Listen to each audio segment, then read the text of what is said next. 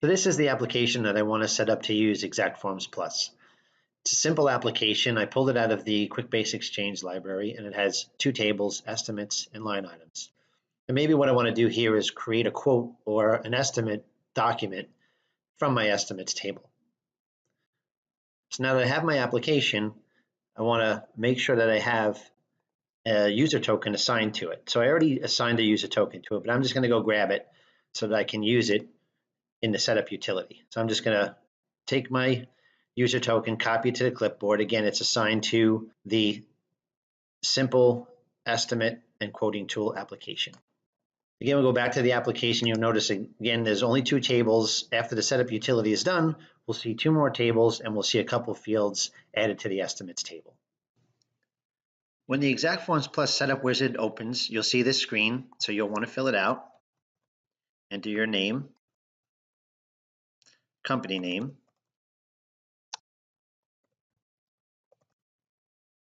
email address,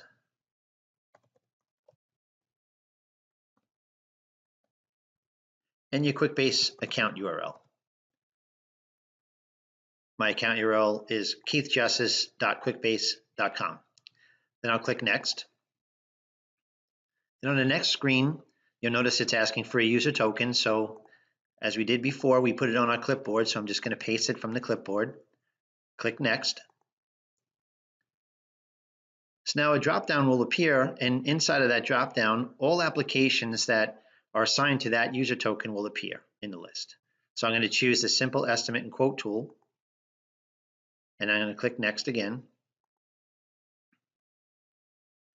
The next drop-down has all the tables in that application that we just selected on the prior tab. And again, we see the Estimates table and the Line Items table. I'm going to choose the Estimates table because that's where I want to generate my document from. I can create the output as a Word document or as a PDF document. I'm going to choose PDF. I can use the standard template that we provide to you, or if I already predefined a template in Word, I can select it and upload it. I'm going to select the standard sample template, and I'm going to click Finish. So right now what the wizard is doing is updating the application. So it's adding 2 new tables and 4 new fields. And when it's successful, the next page will actually show you what it did. So it made changes to the application. You can actually click this and it'll take you right back to that table to see your changes. But I'm going to stay here because I want you to see what else it tells you. It tells you that it added 4 new fields and it created 2 tables in that application. When we go back to the QuickBase application that we just set up and we click the home to refresh the application, you'll see here's the 2 new tables that were created from the wizard, document templates and document subtables. If we click on the document templates table, we also inserted 1 record and we also inserted a sample template. We built a relationship between the 2 tables. If we click on the estimates table, and let's say we view one of the records, if we scroll down to the bottom, you'll see that it created 4 new QuickBase fields. So the setup is actually done, and Exact Forms Plus is fully functioning in this application. These 2 fields here will actually execute Exact Forms Plus. They both do the same thing in terms of generating a document, but it's just 2 different user experiences. The first one with the PB will show a progress bar. So it generates a document, but it shows you a progress of the process while it's generating the document. The second one generates a document, but it doesn't show you progress, but you'll see that it'll actually open it up in the browser for you. So let's click on first button. So you can see that Exact Forms Plus is creating the document now. And when it's done, you close the screen will refresh, and you can see that it created a document, stored it in the file attachment field, and updated the date time field so you know when the last time a document was created. This button here, when you click it, it'll do the same thing, meaning it'll update these 2 fields, but it'll open the document for you instead of you having to click on the file attachment field to see it. So here's the generated document. It's from our sample template. But as you can see, Exact Forms Plus is fully functioning in this application right now. Now that the application is set up to use Exact Forms Plus, there are a few things you need to do to finalize the setup.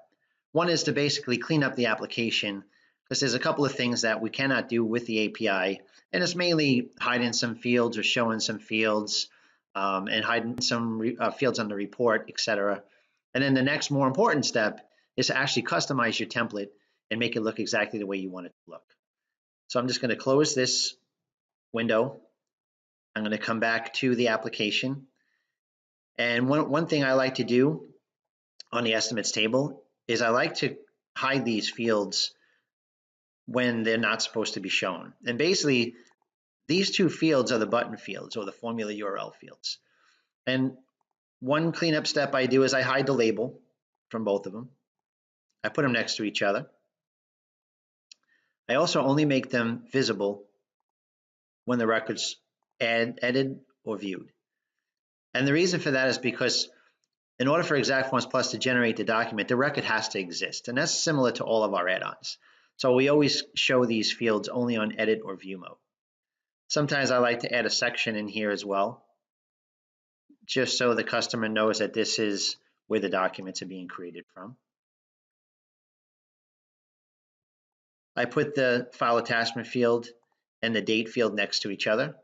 And I also make the date field read-only so that no one can modify that date field. So it's a true representation of when the document was created. So if I scroll back down, you can see these fields format a little differently now. And also you can decide which one to use. You can use both experiences if you want, meaning the progress bar experience and the unattended or the open in a browser experience, or you can just hide one and only use one experience. That's totally up to you. But this is one cleanup piece that I do to the table we set up, or the estimates table. The next cleanup piece I do is I go to the document templates table. I customize this page because there's no reason for some of this to show on the side. And there's a couple fields here that don't need to be there. So I click customize, change my default report settings. I get rid of the master table name. This details not found, the version, the subtable DB ID, and then I add the record ID field. And then I change some of the search capabilities and some of the fields down the left-hand side. And I like to sort by the record ID.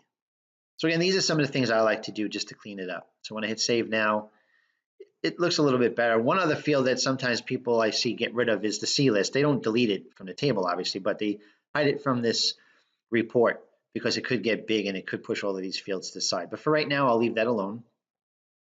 The next step I do is I modify the form because this doesn't look as nice as it should. So I'm going to edit the field properties. I'm going to add a section heading and call it document template. So really that's just storing the document template info. I like to use above the fields. I get rid of the table field name. You can leave it. I get rid of template status. You can leave it. Again, it's just some of the things I like to do when I'm customizing the form. I add a new section, another new section for the detailed or the subtable information.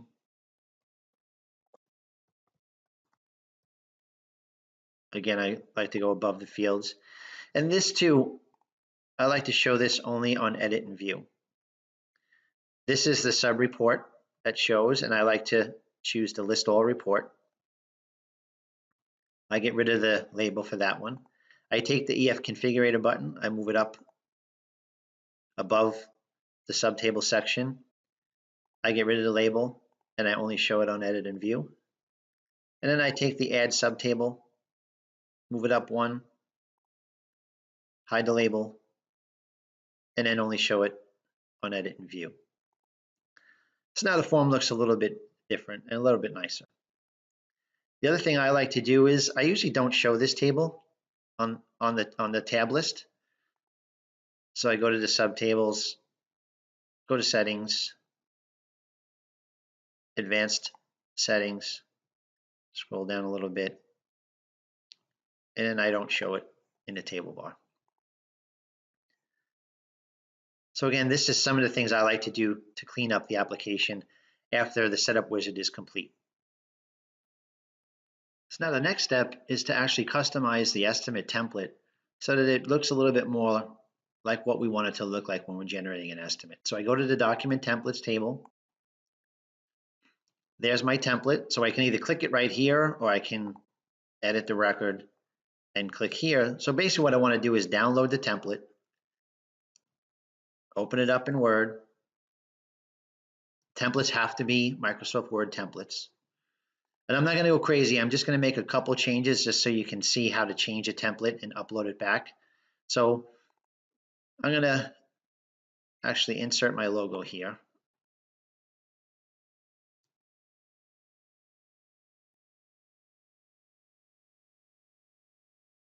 I'm going to use my Exact Forms Plus logo. And I'm going to size it, make it a lot smaller than that.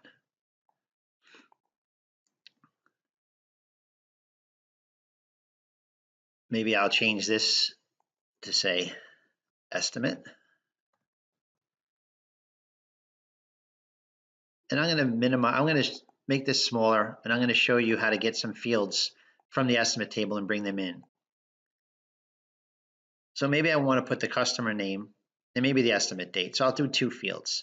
So there's a couple ways to get the field IDs for these. So if I go into the form itself, if I right click and scroll down, and I look in the status bar, what status bar is down here, if I click on that, you'll see fit equals 6. So that means the field ID is 6 for the customer name.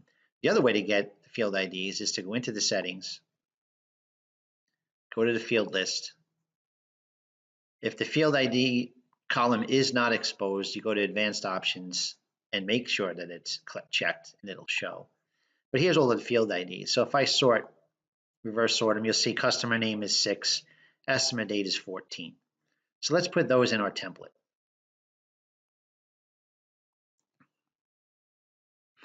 So maybe we want to, this is actually a formula that we use in Exact Forms Plus to format the date in a specific format.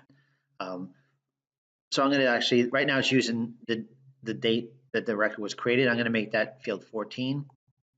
And maybe here I'm going to use that field 6 for the customer name.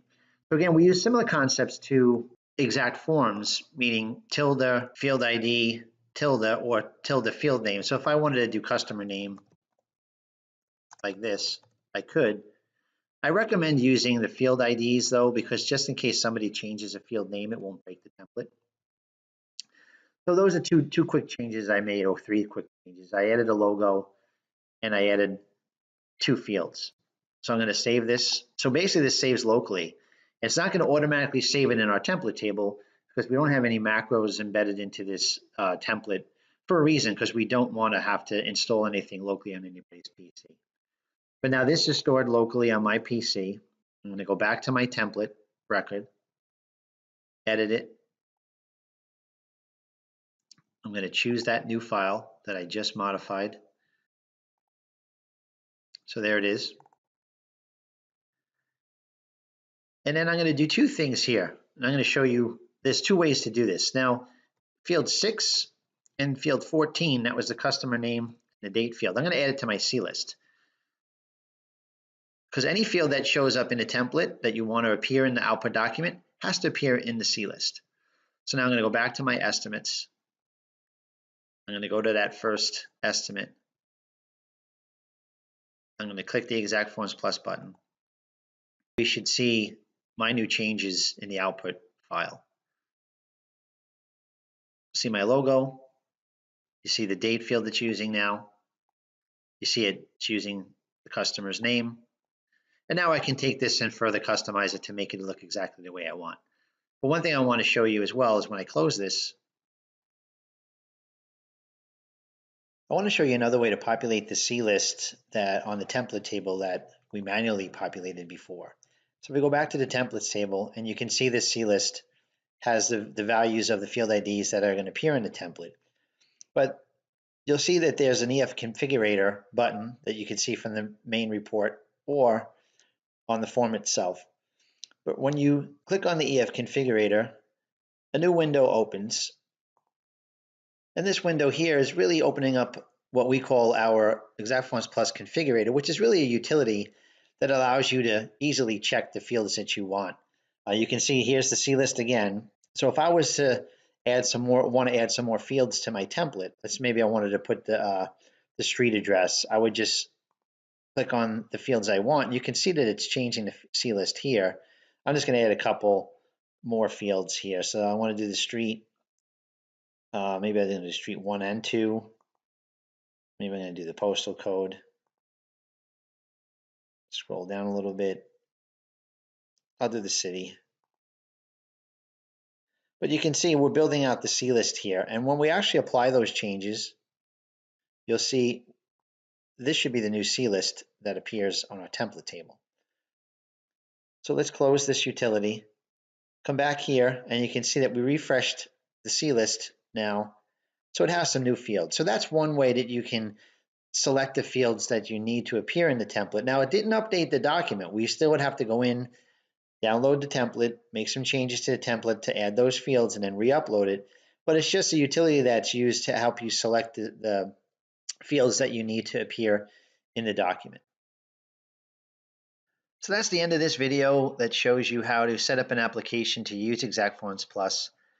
We didn't touch some more advanced features of ExactForms Plus, meaning specifically line item data or including subtable data in your template. We're going to save that for a separate video, but for now, this video was just geared towards setting up an application and showing you some basic document template modifications.